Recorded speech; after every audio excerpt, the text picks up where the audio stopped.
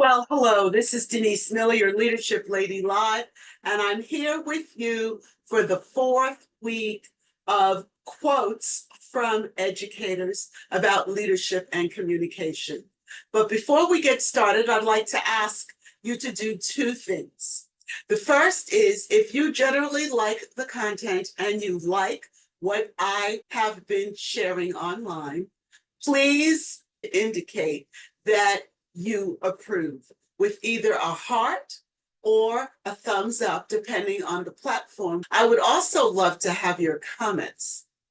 And the next thing I'd like to ask you to do, if you've not already done so, is to subscribe to this YouTube channel, where we'll always be discussing all things leadership and communications.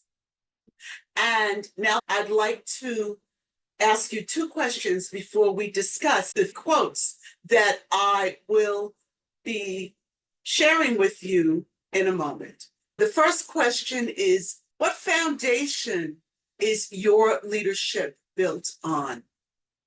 As a leader, you've got some foundational principles that you generally operate from. I'd like to ask you what those principles are. Just give it some thought. And the next thing I would ask is the leadership foundation that you're building on a solid one? Those of us who own homes understand that if the foundation is not solid, then the structure will ultimately deteriorate. It might deteriorate slightly by shifting, or it might totally fall apart. A foundation that is not solid is a huge problem. So I'd like you to think about what your leadership foundations are, and if they're solid, as we discuss the following quotes. The first is from Max Pree. He was the CEO of the Herman Miller Furniture Company, and he has several educational leadership programs named after him in higher education. His quote says, "The first responsibility of a leader is to define reality. The last is to say thank you. And in between, the leader is a servant." He gives us 3 points here, and they're very simple. The first is to clearly define what the reality is. Sometimes the reality is not so pretty, but we have to be honest with our team members. We have to tell them exactly what's going on, because as we share with them, we prepare them to either weather the storm, or some of them may even prefer to jump ship. That is their choice, but it is our responsibility to make sure that we are giving them the tools that they need.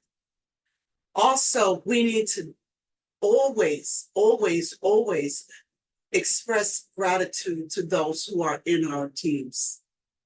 We need to just turn around to our team members and say, thank you. I really appreciate your skills, your talents, what you do, your sacrifices for this organization.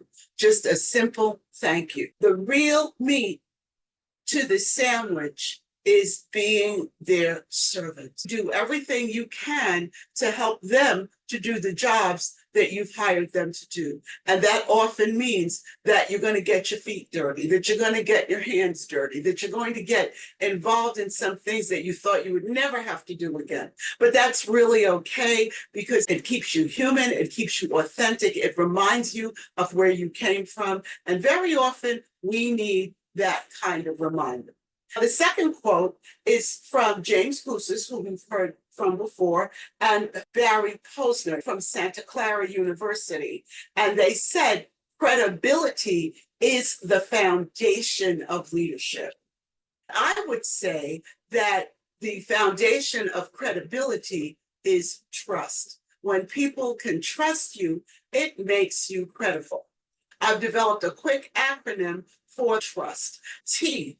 They have to know that you have the best interests of the team and their best interests as team members at heart, that you're looking towards helping the team climb higher.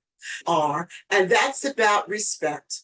To your team members, it means a whole lot. It means that you respect their skills, their abilities, their talents, and most importantly, their perspectives. Understand that they have lives. It's not all about the company. It's not all about what you want, but they have lives. They have significant others. They have children. They have parents. Some of them are going to school trying to get ahead by getting further education. You need to understand that they are individuals who are all banding together to work for the good of an organization. Some of them may choose to sacrifice significantly, but you can't demand that. The S, that is to share. I remember very often when I was in corporate, and even when I was in higher education, department heads, chairmen, supervisors, managers did not tell you why something was happening. They would just do it, and they felt that you had to accept it. But you will get a lot more buy-in and collaboration from your team and cooperation from your team when they know the why, what the end goal that you're expecting to achieve is. Share with them as much as you can. And when you can't share, be honest. Tell them, I really can't share this. However, the minute that I can, I will. And then the minute that you can, do so. The final T is taking their opinions into consideration.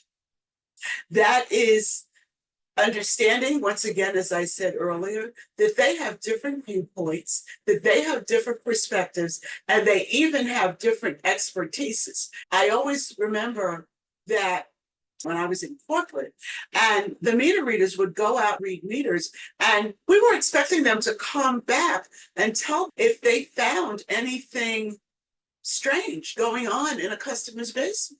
They really had a perspective that those of us in management did not have, because they were in the trenches with the customers, the people on the telephone lines who had angry, upset, concerned, and confused customers had a viewpoint that management just didn't have. So really do take their perspectives and their opinions and their expertises into consideration whenever you can when you're making a decision.